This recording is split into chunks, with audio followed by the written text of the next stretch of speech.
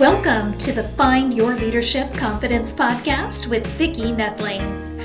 You are about to discover impactful lessons that help you grow as an individual, grow your confidence, and find the positive and good within you, so you powerfully and authentically become the best version of yourself.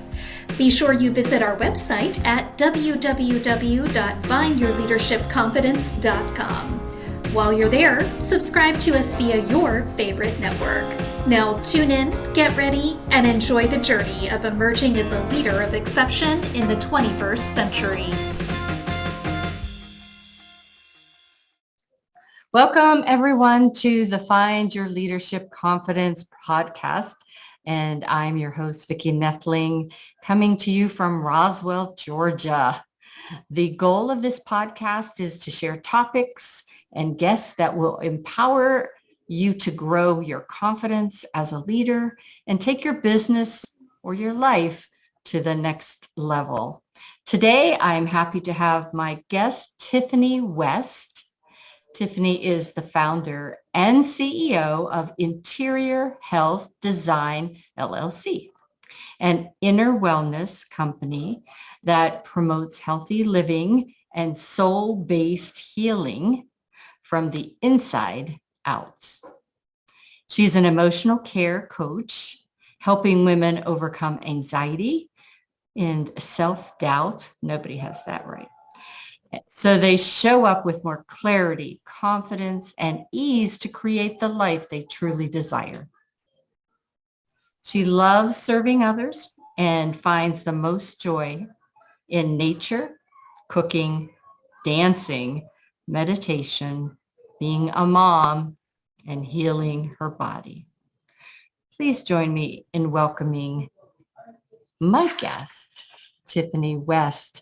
And today, our theme is going to be how being too emotional is the secret to your success. Tiffany West, welcome. Hi. Thank you, Vicki. That was a beautiful introduction. Hi, everyone. Well, so the way this kind of goes is we get into question and answers, but I think it's always fair if we start to kind of break the ice with a simple question that you don't have to think too much about answering. And that question is, where do you live, or where do you call home? I currently live in Hinesville, Georgia. Oh gosh, we're neighbors. We could almost like that's awesome. So close.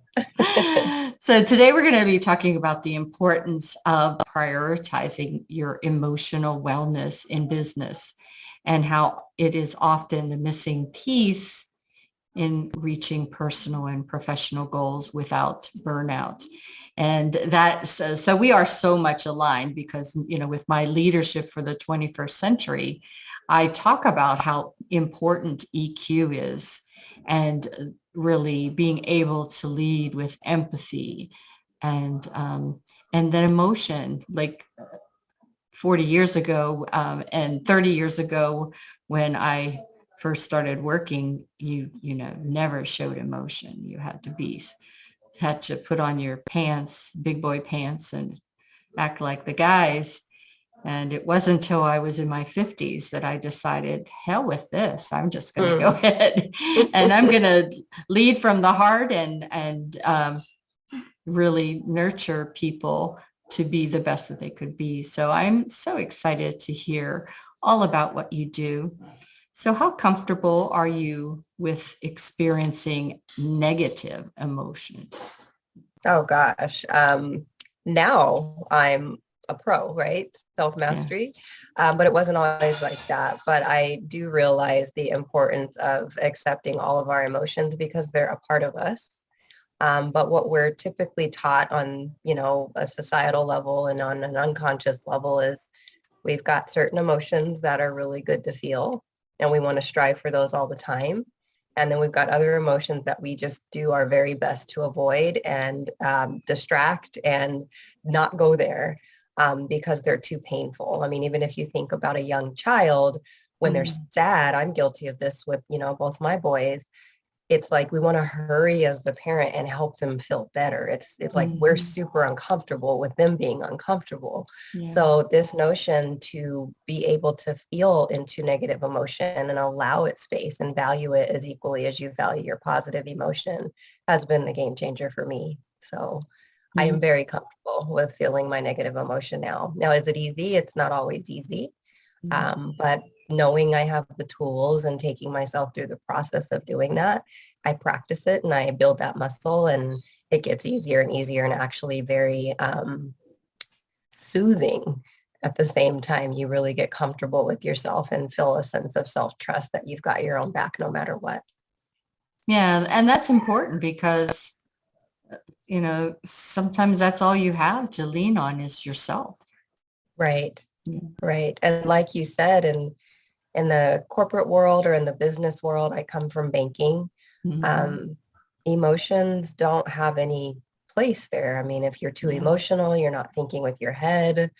It's considered a weakness. And so unless you're feeling an excited emotion or a happy emotion, and those are always acceptable. So you really don't even get to show up in that environment when you're under that notion as your full self and your fully embodied self, and you're not able to perform at your highest. So I think it's crucial. I remember when I was in management training at UPS, and we went away at that time for 2 weeks, and it was intense training type of thing, and we had to do role playing quite a lot.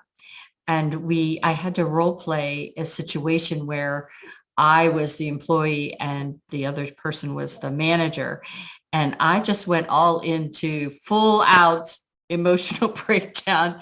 And this poor guy had no idea what to do with me. And I thought, that's a sad thing because, there are so many opportunities for greatness in that kind of situation where you could really build such a great relationship with your employee, but you have no tools, if you will, to work with it. So Exactly. And that's a perfect example of how uncomfortable we not only get with our own negative emotion, but when we need to be there for somebody else, we don't have the skills or the availability to be able to help somebody else through that. And like you said, that's an awesome divine opportunity to build connection and strengthen your relationship and bring out the best in your employees. But unfortunately, we're just not taught. It's not common knowledge on how to feel and how to feel anything. Yeah, truly. As I said, so many opportunities, and people wonder why, probably you as well, can make a difference and have people do things for you. And it's because of that trust that you built, that showing that you have the integrity and that you do have the empathy to understand how they feel. Yes, I think compassion is the missing link in a lot of those corporate environments, and just really safety. Like a lot of people just don't feel safe to feel intense emotions in that type of environment. So we deny them, we resist them, and that just creates so much discord inside. And it doesn't matter how much you think you're hiding it, it's really coming out in your energy and in your vibe. And it's more of an invisible effect that it has on everything around you. So that's why I believe a lot of people miss the impact that it can have and the toll it can take on not just you, but everything and everyone around you. And that's why it's so important to become aware and become emotionally aware of how you're feeling and how powerful your feelings really are. And that kind of really goes well into the next question is, do you believe that some emotions are more useful or valuable to others? And which ones do you think would be more valuable? I throw people off a lot when I say this, but I honestly believe those tougher negative emotions have the most value because they bring the most energetic charge to you, and they really get your attention. I mean, if you think about how much effort we put into denying and avoiding and resisting a situation or a hard conversation with somebody, we go through great lengths. We'll distract ourselves. We develop habits. We develop addictions, and we develop all these modalities and use so much of our energy to try to avoid those emotions, when really, when we can lean into the discomfort, when we can lean into the self-doubt, when we can actually get curious about the anxiety, we can learn. There's so much intelligence in our emotions, and there's so much power in them, and we can learn what they're there to teach us, and also discover what's underneath those emotions. Because typically when we're angry, or we're feeling doubtful or scared or frustrated or anxious or overwhelmed, there's usually an emotion under that wanting to be expressed. And we can't get to it if we're denying it and avoiding it. And we're also disconnecting from ourselves in the process of that resistance. So I do believe that there is a huge value in all emotions. And I believe that negative emotion, once you can get to a place of experiencing it as a part of you and an equal part of you, and you're no longer discriminating parts of yourself, you don't even have to categorize it as negative anymore. It's just a really strong, it's got more of an intense energy, and that lets you know that energy that it's coming with is there to serve you in the most powerful, impactful way. And it matches that type of energy and that kind of intensity. So, that probably, as you were talking, it made me think that that's probably what keeps people from being as creative and as innovative as they could be, because they're so worried about what if they were wrong? What if they did it wasn't the best idea, the best creative, or it wasn't going to be accepted. And so all those negative emotions about self-doubt, that keeps you from being probably the most creative person you could be. oh, that is so true, Vicki, because I personally experienced that, especially when I started building my business. I was really creative as a young child. I was actually really sensitive as a young child, and I was told a lot. You're too emotional. You're too much. Being looked at as my sensitivity was a bad thing, or something was wrong with me because of it. And prior to taking on all of those opinions of other people, I was very creative and very free with my emotions, and I felt them, and they were very intense, and they gave me the ability to create some amazing things. I was an artist. I loved to draw and color, and I loved to write poetry. And I would come up with I always thought I was going to be a teacher when I grew up. So I would create curriculums for my friends, and they would come over and they would be like, wow, these are so cool, your little paper. And I'd have all the colors on there.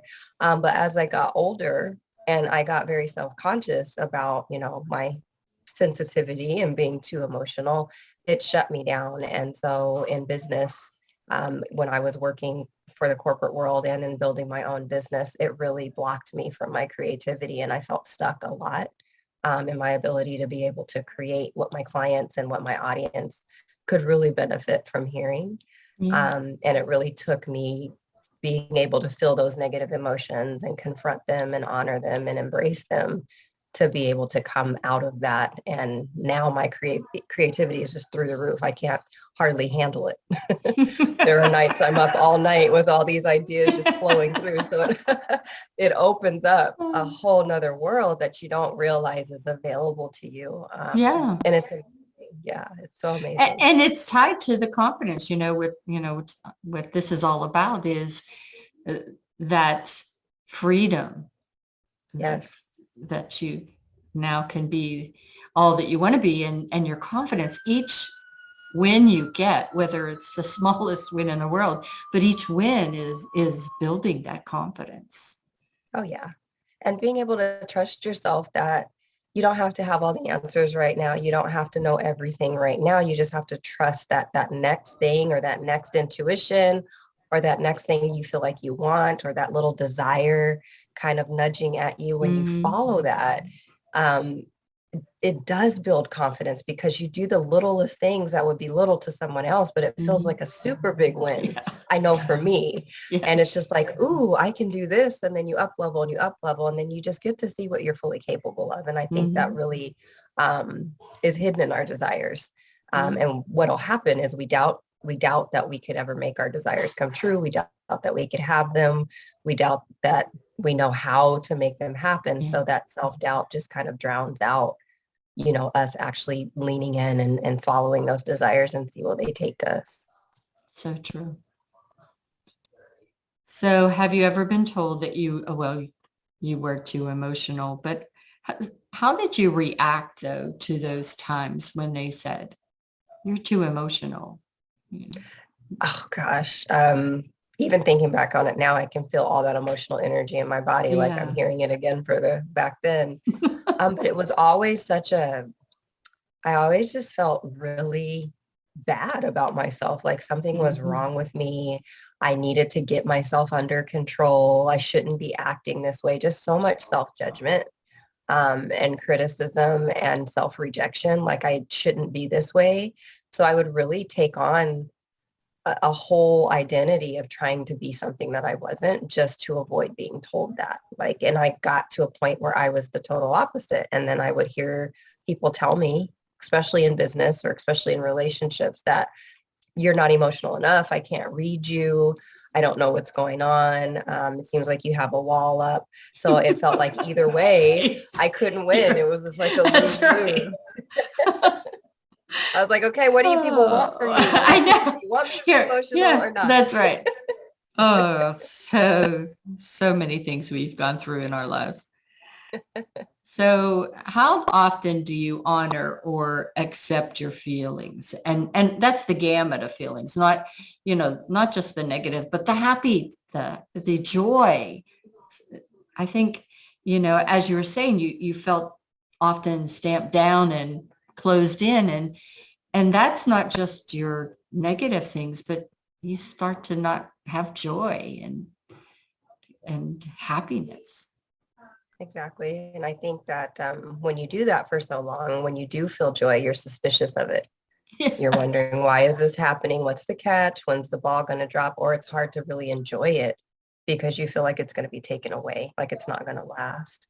So I have learned through practice and practice and practice again Mhm. to allow myself to stop, because typically when we feel excitement or we feel joy or we feel those more uplifting emotions, we kind of get caught in the whirlwind and the spiral of them, and we really don't allow ourselves to like get present and ground Yeah. into like, where do I feel this in my body? What's coming up? Can I get present in this? Can I find calm in this racing, storm of positive up spiraling emotion? And so I make it a daily practice to really check in with myself all day long. I used to be really paranoid that people would think I'm crazy if they saw me, putting my hand on my chest and kind of talking to myself. But I'm always asking myself, how are you? What are you Uh, feeling in there? And I just think the hand on my chest, you just feel the heat. There's so much energy in your hand, and it mhm. just sends a signal to my body and my inner child that, hey, I'm here and you're safe to tell me what's going on. And it's okay to feel happy. It's okay to feel joy. You don't have to worry about it going away. And it's okay to feel frustrated. And it's okay to doubt yourself. That's totally normal. You're stretching, you're growing. So having that inner dialogue with myself and literally talking to myself has been what's helped me practice really feeling comfortable with allowing myself to feel my feelings every day, all day, because there's so much information that lies in there. Emotional intelligence is it's a real thing. Yeah, it is. And I too talk to myself, but I also find myself talking to God, and that Yes, that helps get me to where I need to be. all the time. God, Yeah. my angels, I call them my Hmm. unseen team. Like that's my divine team, and I Yeah. couldn't do any of this without them. And when I get connected to that centered part of myself, I feel and believe that that is where God lives. Like that Hmm. is Yeah. when I'm really anchored into the truest, most authentic part of myself, I am with God and that whole team. So Yeah. I love that. The whole team. the Do whole you, team. do you think that being vulnerable in a professional environment like the bank, for me, the corporate world of UPS, um, is still considered a weakness, or are we making headway? I haven't been in the corporate world since 2019. And even then, when I was in it there, I didn't feel like we were making much headway. That's part of one of the reasons why I left, is because I didn't feel like I was being validated or heard for some of the ways that I was feeling in my job, and by people that I felt like respected me and really appreciated me, until I wasn't able to perform at a level because of health issues that I had started off as performing. And as my performance wobbled, even though it was temporary, I noticed the shift in that respect for me. It declined. Yeah. So I'm not sure, because I haven't been in the corporate world. I would like to hope that we are making more room for emotional care and emotional wellness, and people being free and feeling safe to express how they're feeling, and have somebody actually listen and hold space for that. But I'd probably have to talk to somebody who's in that world to see what they experience. But from what I've heard, it hasn't changed much, and that's heartbreaking. So that one of the things that I did last year was I joined Darren Hardy. I don't know if you know him, but I do. He's my online mentor. And I joined Hero's Journey. And so he teaches the whole how to navigate through the 21st century, which is why I'm teaching it as well, because it's so impactful. But his very first lesson says to this group of executives in this company and to the world, thousands of people attended his 24 weeks of training. If you don't have some women in the upper C-suite, you need to go and get you some. I love that. Because the world is changing, and it's not going to wait for you to figure it out. And so that was so encouraging to me. And that's one of the reasons why I accepted the position to do this project back at UPS again, because I thought, you know what, I might not be an employee, I'm just a contractor there now, but maybe there's some way, somehow I can make an influence. And that's why I still stay with Toastmasters and do what I do in this podcast, is because if I can empower just a few, then they can empower a few, and then we'll make a change. I love that. That's it right there. That is the key. Yeah. And, I hate to get into the man-woman debate, the gender debate, but I do see an upswing of women in those higher power positions. And I think that does make a big difference when women can come in and bring that compassion and bring that softness, but bring that feminine energy that's still productive, but empathic and compassionate as well. I think that brings more productivity out of employees and out of people in that environment. It just might look a little different, and it might take a little bit more time, but when the results start to populate, or the fruit comes from that, planting those seeds, I think that's where all the reward is, and you see all of the benefit. Absolutely. So do your feelings sometimes feel like too much? It's really just too much to handle. And especially you've got two boys. What ages? I've got a 17-year-old and I've got a 1.5-year-old. So okay. Okay. We could spend a whole episode on this. But yeah, I mean, that's such a gamut. Your emotions have to be all over the place. And wow, I got to hear about this. They can be when I don't check in, and they can be when I when I allow the flood to happen. I call it the flood. And it's okay when it does happen, because I'm so present now with myself and so accepting of whatever comes up. Let it come up. I'm not always trying to control my emotions, but I'm always just very aware of what's going on and how they're affecting me and how I'm showing up. And I will tell you that my oldest is just an amazing teenager. I get a lot of people who are like, oh my God, you've got a teenager and you're trying to keep up with him, but he's so helpful. He's so mature. He's got all this freedom, but he's home 80% of the time, helping with his little brother, taking him back and forth to daycare. And then my youngest, I was a single mom with my oldest. So my appreciation for being in a different situation and having a family unit and that, you know, my partner being there and fully involved, my appreciation is so deep and I'm so present and in a different space now that even having my young child, he actually helps me accept my emotions because he is so uninhibited and Yes. he feels like a billion different emotions in like an hour. True, so true. And I admire him. I look up to his little self. I'm always just like, wow, I could really learn something from him. And he's really been the one to teach me how to feel. And it's okay not to be happy all the time. Like we have this sense of entitlement thinking that we're supposed to be happy all of the time. And I truly believe, and I learned this from a coach that I've never worked with, but I love her podcast and her name is Brooke Castillo, but she says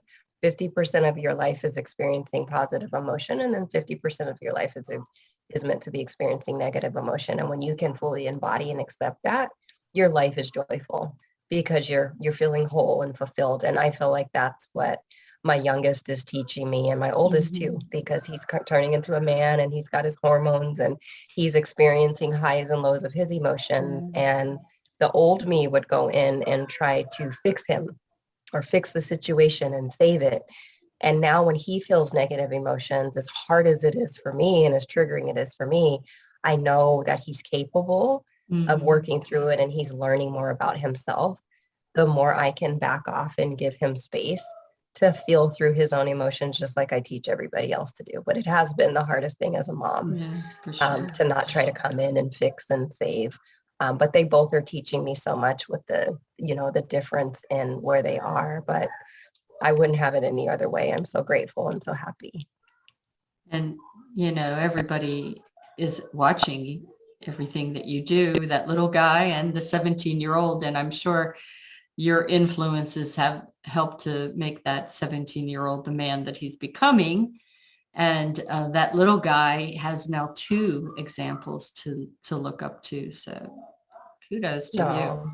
Very sweet. Thank you. I really appreciate it. And my goal is to just be very conscious and spacious. I just want to give my little guy, he can feel whatever he needs to feel. And I don't feel like I need to go in. And I'm even careful when he's crying or upset to be like, what's wrong? Oh my gosh.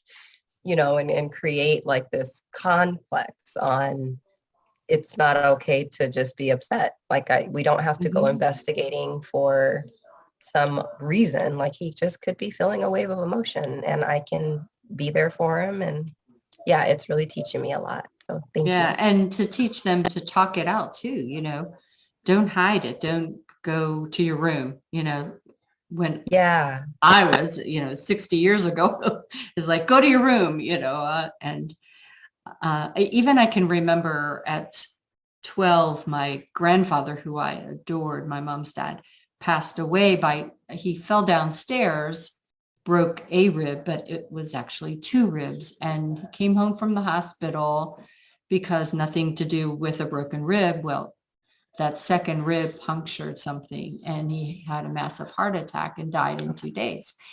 And that was so unexpected. He was only 72 years old. And all of the emotions that I went through, everybody kept on trying to squelch them and have it hidden. And the only thing that really got me through it was I wrote a paper for school that was submitted for a contest or whatever. But the teacher just recognized that I needed to get this out. And I wrote this paper, and that paper allowed me to express. And from that, at that young age, I learned when things go wrong, I'm not going to hide it. You know, when I lost 2 babies, you know, I'm going to talk to people about it. I'm going to bring it out. And I think that's what I taught my kids, and hopefully my daughter, who's got two boys too, is I can see her kind of copying that. Like, well, why are you sad? Why are you angry? That's a good one. Don't have that anger build up, especially for young boys. Yeah, no kidding. And, anger is a secondary emotion. So it's usually there to cover up a more vulnerable emotion that, you're afraid if you let go of the anger, then you're going to have to feel whatever that is that's under that. But yeah, being able to express your emotions freely is not something I was accustomed to as a child. It was actually not okay for us to feel anything. It was just be quiet or go to your room, like you said, and there's no outlet for that. And what I found is that it not only has an impact on you, but and your emotional well-being, but it also impacts your physical well-being. I know for me, I experienced a lot of health issues in my 20s and then going into my 30s that were unexplainable by doctors. And I've been doing a lot of this emotional work and releasing that stored energy and expressing myself and letting things come out. And it's been helping tremendously with my mystery symptoms. So I just feel like when we don't express and we don't let those emotions flow freely the way they're meant to, it definitely creates blockages in the body that manifest as physical symptoms. Can you talk just a little bit more about the emotional freedom technique? Yeah, so EFT is something that I got introduced to, gosh, probably over 10 years ago, but it was overwhelming to me at the time.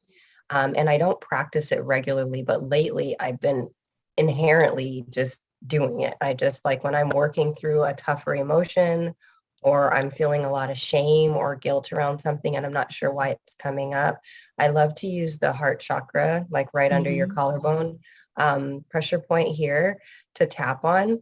And what it does is it just helps me not try to fix the emotion, but it helps me give it attention. One, you're touching your body and you're breaking it up and you're letting yourself know I'm here. And it gives your brain something else to focus on. So you're allowing your fingers to touch, but that's what it's helped me with. And then also just like naming it. I feel shame. Where do I feel this in my body? I get really present with it. I feel shame and it's okay. I feel shame and I accept myself. I feel shame and I still love myself anyway. And there's no end goal. It's not to get rid of the emotion. It's just to allow it to have a voice. It's allowing it to be able to express and be accepted and holding space for it. And I found that I read that there's science on this, that there's a 90-second rule when it comes to emotions. And it usually takes about 90 seconds for an emotion to pass. So when we feel something come up, if you can give yourself just less than 2 minutes to just let it be there, to just sit with it, not go eat the emotion or distract yourself or Netflix the emotion or overwork or whatever it is. We've all got our modalities.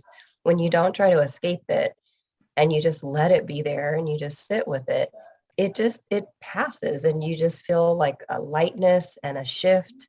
And you don't have to go up in your head and try to figure everything out, which burns more energy also and isn't always effective. So emotional freedom technique has been something that I really respect. There's a guy named Brad Yates that I follow. I know Ayanla Van Zant. She uses it as well. And it's just a really powerful technique to get your brain and body on board and connected with each other and really give that energy something tangible so that it can break up and move through you the way it's designed to. And then emotional freedom is the key in that technique because it does free that emotion and it's not stuck anymore. And doing it one time might not be enough depending on how lodged in the pain or the trauma is.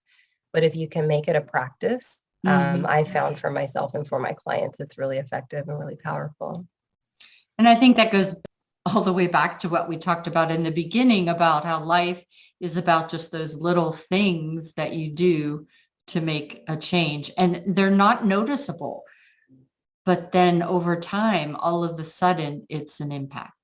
Yeah, you just nailed it. I have to tell my clients that all the time because our brains want instant gratification. They want us to take a pill and feel better in 20 minutes. And it's just like, no, it doesn't work that way. Like, how long has it taken you to build this habit or to build this self-protection mechanism and to carry this emotion and bury it down? So you want to give it just that amount of time, if not more. Sometimes it's less, but you want to give it some time for that to work too. And the shifts are subtle. So you can't look for them with your brain. Your brain is very logical and it's looking for tangible results. But if you can just trust that what you're doing is working and believe that it's working and it's soothing for you, it's just like working out. I mean, you don't go to the gym one time and do some sit-ups and have a six pack, but people go and they go and they go because they know they're building the muscle. And it's the same thing with the emotional work. You just have to the consistency has been the most powerful thing for me. That was not always easy in the beginning. I would do it and not do it and do it and not do it and get frustrated that I wasn't getting results. So I'm human. But I would always come back to it. And so I just learned that even though I wasn't consistent in the way I thought I should have been, I was inconsistently consistent, which was consistent enough. That's right. I love to say that. Yeah. So consistency is going to look different for everybody.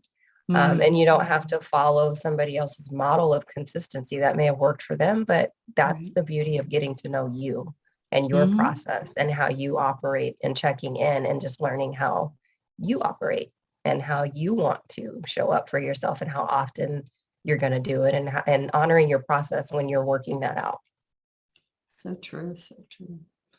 All right. So we are at the part that, I started with the easy questions. So now I have what I call the 5 rapid questions, the rapid fire. So it's 5 words or phrases, and you have a minute to respond to each one. So the first one is emotional intelligence. Awareness. Am I just giving a word? No, I'm giving you a word or phrase. You can tell me what that word or phrase invokes with your, with you. Okay. Emotional intelligence is being aware of how you feel, being aware of how powerful your emotions are, where you feel them in your body, what triggers you, like what it is that brings up or evokes an emotional charge, and just really listening to the message that emotion is wanting to deliver to you. I think there's a divine intelligence in our emotions, and it's not logical and it's not coming from our head. It's coming from a whole nother source. And so to be able to lean in and listen keenly is how you develop emotional intelligence. The next is gratitude. Oh, gratitude is so life-changing. Yeah. It brings you into a state of presence. Like you can't feel grateful and anxious at the same time. Yeah. They just don't go together. So with gratitude, it's the more you appreciate, what you appreciate. And if you can just even appreciate and think of things that you want, that you already have, to me, that's a level of deeper gratitude than just saying, oh, I'm grateful for this or grateful for that. But think about things in your life that you already have. Your kids, your spouse, your home, your car, your mind, your health, like anything. And if you can just tell yourself, yeah, I want my husband. Yeah, I want my kids. I want my house. You can make a list of all the things that you already have. That's going to invoke the most appreciation and gratitude in you and really ground you in how grateful you are. And that goes back to just doing those little things, every day, just talk to yourself about those 5 things that you're grateful for that day. And it helps to keep your head where it needs to be, to have that attitude, right? That's positive. It's, if you can find 5 things every day that make you grateful, life's not so bad, right? And what I do, I love at night when I can't sleep and I have all this energy buzzing, instead of counting sheep, I count my blessings. And it's just like I fall asleep to that, because it may be a struggle if you're not used to training your brain to look for what's working and what what is good in your life and what you would consider something to be grateful for. But the more you practice it, you're going to run out of time to write it all down or to do it. You'll just have so many things. I know I used to write in a journal every day before I go to bed on everything I was thankful for the day. And I would say just start with 5 things, and that 5 turned to 10, and 10 turned to more than I could count. So yes, you're absolutely right. The more you focus on it, the more it grows. Awesome. Favorite getaway? I love taking baths and I love to read. So my getaways are mentalcations. Yeah. So I love going places and traveling, but I'm a highly sensitive soul. So sometimes getting out, getting on a plane, packing, like just the to-do list of that sometimes is more overwhelming than it is worth getting to the place. So I've really learned about myself and what works for me. And I just love to just be in my own space, my own headspace, light a candle, just either turn something like light music on or nothing at all and just be with the silence and just allow myself to just be present. And my getaway is going in. It's not going out. Cool. Favorite pastime sounds like reading and a bath. Those are current times. Current and past times. Yeah. I would say some of my favorite pastimes are dancing. Yes. With the level of chronic pain that I've experienced, I don't do it as much as I would like to, but I'm working my way back up to it. And I'm a 3rd-degree black belt in karate. I did that as a kid. I was really good at the time. I used to compete and win a bunch of championships. And at that time, I didn't like it. My dad forced me to do it. And so I was, being a kid, and I was just pissed off. So I really didn't take the time to appreciate my skill, but I still got it. Like they say, you never, stop learning how to ride a bike. It's the same thing. So I love athletics and being athletic and dancing and nature. I really love sunbathing and listening to the trees whisper. And so past times and present times. We are very much alike. It's amazing. As you go through this, we have to have another segment about our childhood and what we love to do. Yeah. Dancing is probably my favorite. You turn on any kind of beat and it's over. I'm just going to be dancing and moving and grooving. So that my last word or phrase was best childhood memory. Oh, I would say my best childhood memory was with my sister. She was 6 years older than me. So my mom worked full time and we would be home alone a lot. And our parents were pretty strict. So when they would leave, that's when we would come unglued and we would do all of the fun things. So one of the favorite memories I have with her is we would slide down the stairs. We had a basement and it had the 12, 13 step drop. And we would get in our blankets and wrap them up under our feet. And she would push me from the top and be like, "Are you ready?" And then we'd have a bunch of pillows and blankets to break our fall at the bottom. So I'll never forget it. And so we would do that. And then as soon as we heard the garage, we'd clean everything up and get to work on our chores. Make it look like we had been productive all day. Okay, your mom can't watch this now. We can tell her now. She's too old. I'm too old. She can't spank you now. She can't spank you. Yes, that's so funny. Well, it has been such a pleasure to spend time with you this evening. And so we're fortunate to learn about your story, that you've given us some wonderful tips and tools that we could use to grow in our confidence. I'm going to share my screen so that people can get your contact information. So get out your cameras to take a screenshot of this. But let me just get this real quick.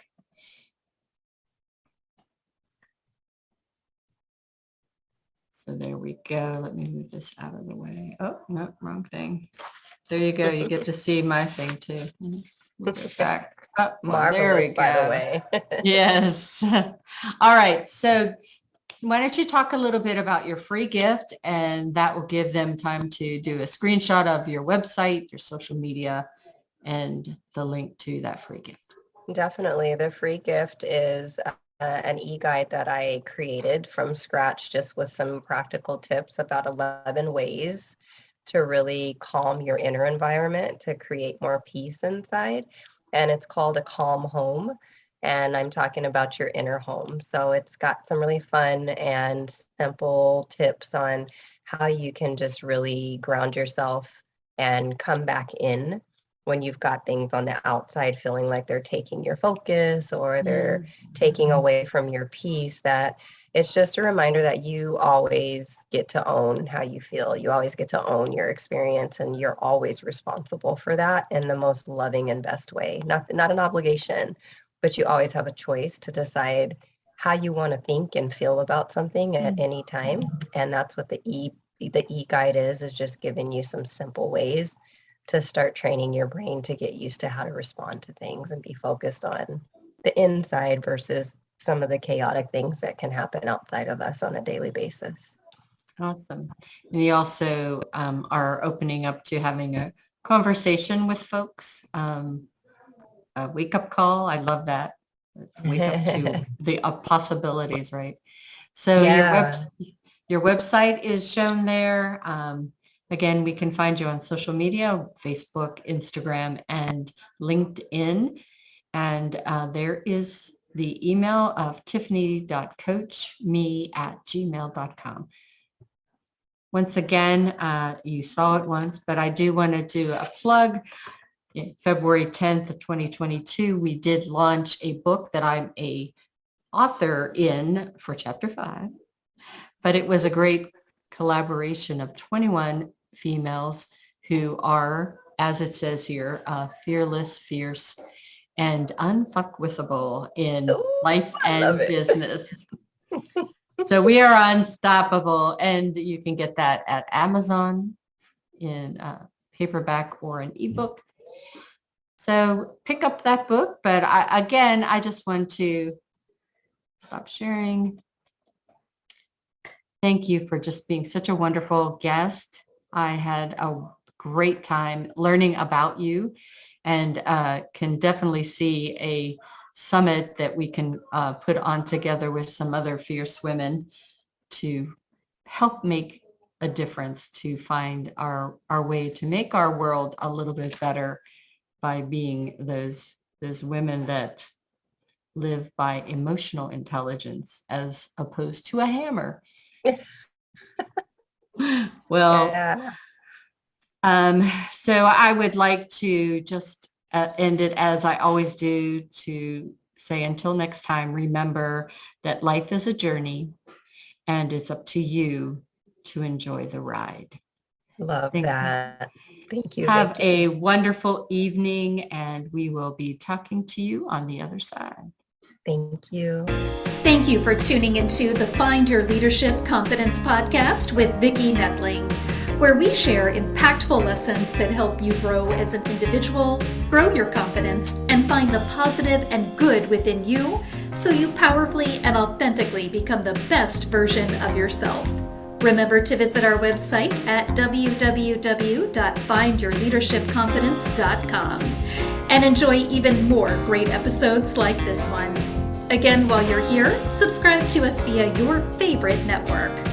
We look forward to seeing you next time on the Find Your Leadership Confidence podcast.